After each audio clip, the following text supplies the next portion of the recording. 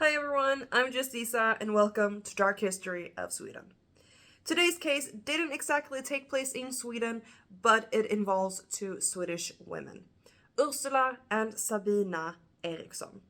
You might have heard of this case before, just like I have, but I fell down a rabbit hole and I just had to make a video about this.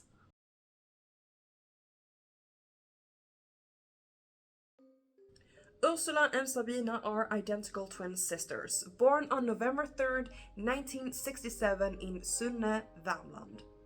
They have an older sister, Mona, and an older brother, Björn. Their childhood was fairly normal, a typical Swedish upbringing with no signs of mental health issues or criminal history. They grew up and went their separate ways. Ursula moved to America while her sister Sabina moved to Mallow, Ireland, where she lived with her husband and two children.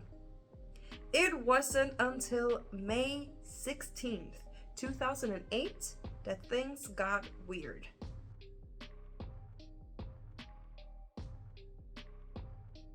Ursula came to Ireland to visit her sister on Friday the 16th, 2008. They secretly left the house in Mallow and got on a ferry to Liverpool, England. Saturday morning at 8:30, they arrived at Liverpool station and went directly to St. Anne's police station, allegedly to report concerns about the safety of Sabina's children. The police department contacted the Dublin department to follow up on the report and found out that Sabina and her husband had had a fight the previous night. 11:30 the same morning, the sisters boarded a National Express coach headed for London. Around 1 o'clock, they requested the bus driver to stop because they felt ill. The bus driver stopped at Kiel services even though it wasn't a regular stop. The women got off the bus, but the bus driver became suspicious of them as they clung to their bags and acted jittery and paranoid. They wouldn't even let him search the bags for illegal items and therefore wouldn't let them on board the bus again, leaving them at Kiel services. The manager of the service station was alerted, and after having observed their erratic behavior, she called the police. But after having talked to Sabina and Ursula, the police left, saying that they seemed harmless enough. Sabina and Ursula continued their journey on foot, walking in the middle of the M6, between the lanes. They then tried to cross and caused chaos in the traffic, even getting hit by cars. But they got up and kept on walking across. Highways agency officers responded to the accident and contained them. But when the police arrived and were being informed about what had happened, Ursula breaks free and runs right into a truck traveling 90 kilometers an hour. Sabina quickly followed and was hit head-on by a car traveling in high speed. Both survived, but both of Ursula's legs were crushed by the truck, leaving her unable to move. Sabina stayed unconscious for about 15 minutes. They were treated by paramedics on site. Ursula resisted the care and spit, scramped, and scratched the medics. She screamed at them, "I recognize you. I know you're not real." Sabina regained consciousness and also screamed at the officers, "They're going to steal your organs." Sabina successfully got up, despite the officers asking her to stay on the ground. She started to scream for help and even called out to the police, even though they were already there. She hit an officer in the face and ran out in traffic again, getting to the other side of the motorway. Emergency workers succeeded in capturing her, sedating and handcuffing her, getting them both to the hospital. Sabina calmed down and regained some control. Despite her own injuries and her sister's, she showed no concern, and within 5 hours, she left the hospital. While with the police, she remained calm but said to an officer, "We say in Sweden that an accident rarely comes alone. At least one more follows. Maybe two." On 19th of May, Sabina was released from court with a full psychiatric evaluation, having pleaded guilty to the charges of trespass on the motorway and hitting a police officer. The court sentenced her to 1 day in custody, which she had been deemed to have served, having spent a full night in police custody. But this wasn't the end of the story, just like Sabina had foretold.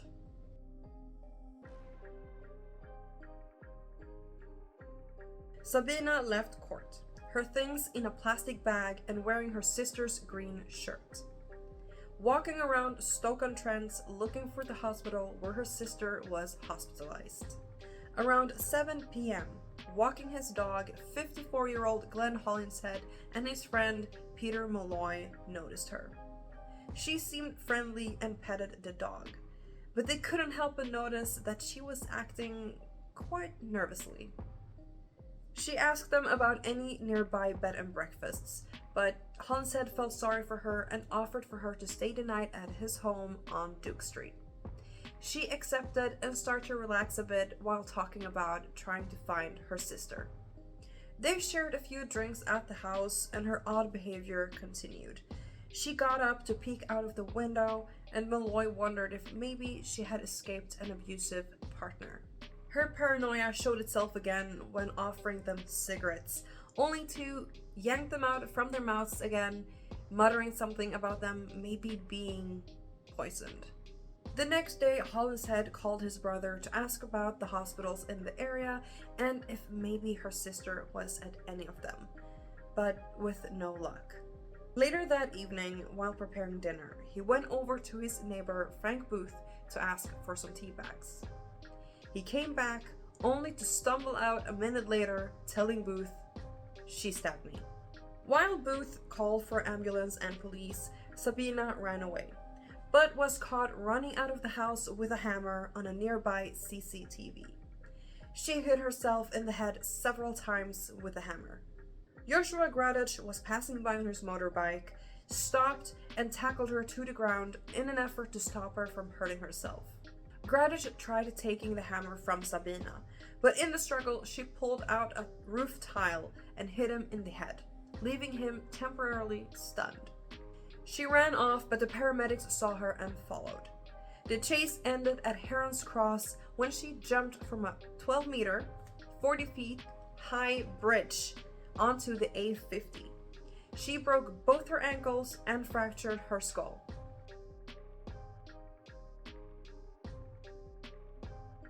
Sabina Eriksson was arrested at the hospital on June 6, 2008.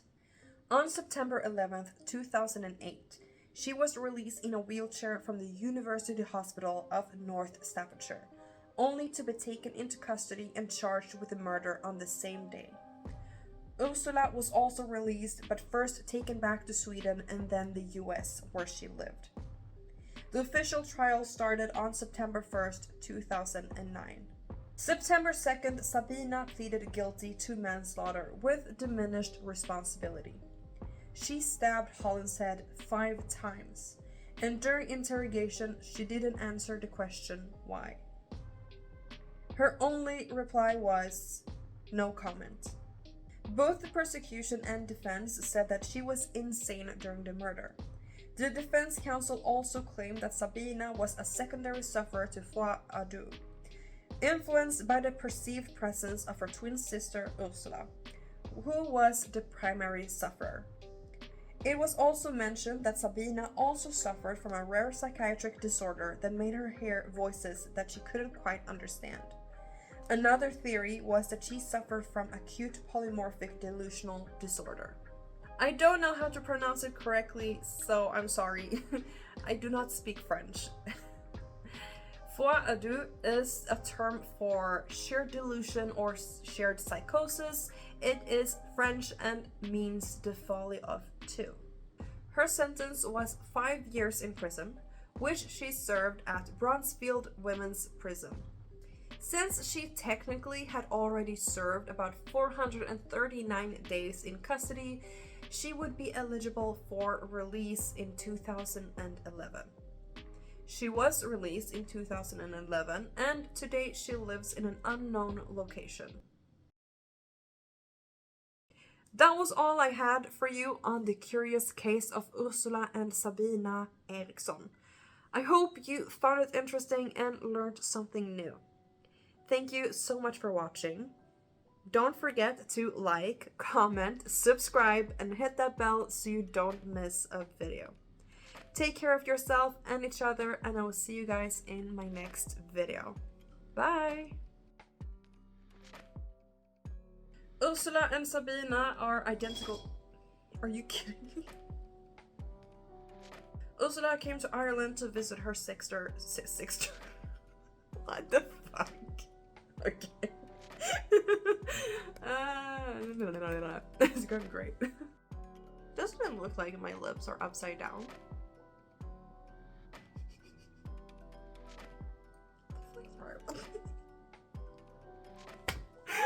Look.